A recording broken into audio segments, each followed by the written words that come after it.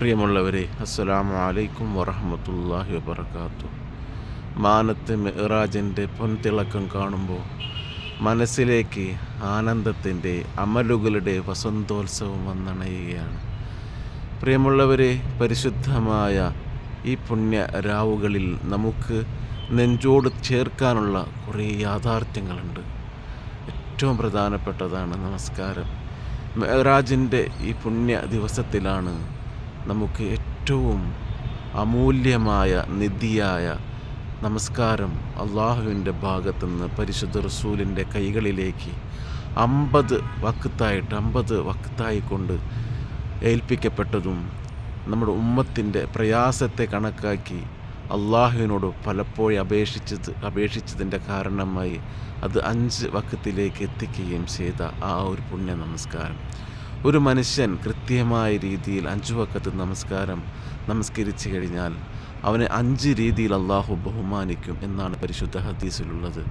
പുണ്യ റസൂലുള്ളാഹി സ്വല്ലല്ലാഹു അലൈഹി വസല്ലം പറഞ്ഞു, ഒന്നാമത് അവൻ്റെ ജീവിതത്തിൻ്റെ പ്രയാസങ്ങളെ അള്ളാഹു ദൂരീകരിച്ചു കൊടുക്കും.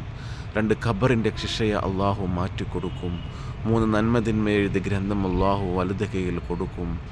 അതുപോലെ തന്നെ 4-മത് സുറാത്തുപാലം മിന്നൽ വേഗത്തിൽ കടത്തും.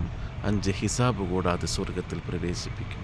നമുക്ക് ഈ പുണ്യ മിഅ്റാജിൻ്റെ ദിനത്തിൽ നമുക്ക് നെഞ്ചോട് ചേർക്കാനും ആത്മാർത്ഥമായിട്ട് നിയ്യത്ത് ചെയ്യാനും, സുന്നത്ത് നമസ്കാരങ്ങളിൽ വീഴ്ചയുള്ളവർ സുന്നത്ത് നമസ്കാരങ്ങൾ കൂടി പൂർത്തീകരിക്കും.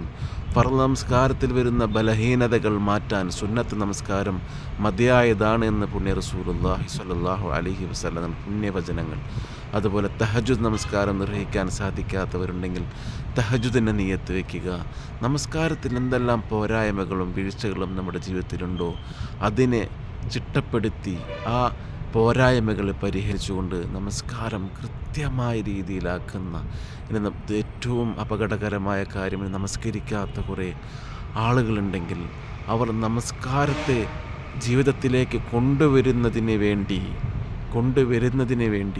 പരിശ്രമിക്കുകയും നമസ്കാരത്തിൽ ഏതെങ്കിലും തരത്തിൽ വീഴ്ചകളുണ്ടെങ്കിൽ അത് ഈ ഒരു പുണ്യ ദിവസത്തിൻ്റെ സാക്ഷിയെന്നോണം ഇനി മുതൽ ജീവിതത്തിൽ നമസ്കാരത്തിൽ ഒരു വീഴ്ചയും വരുത്തുകയില്ലെന്ന് ദൃഢനിശ്ചയം ചെയ്യുകയും തഹജ്ജുദ് പോലെയുള്ള സുന്നത്ത് നമസ്കാരങ്ങളെ ജീവിതത്തിൽ നിലനിർത്തുകയും ചെയ്യും എന്നുള്ള ആത്മാർത്ഥമായ പ്രതിജ്ഞയാണ് ഈ പുണ്യ നാളിൽ നമുക്ക് മിഅ്റാജിൻ്റെ സന്തോഷമായിട്ട് നിയ്യത്ത് ചെയ്യാനുള്ളത്. അതിന് അള്ളാഹു നമുക്ക് തൗഫീഖ് ചെയ്ത് അനുഗ്രഹിക്കുമാറാകട്ടെ. ആമീൻ യാ റബ്ബൽ ആലമീൻ.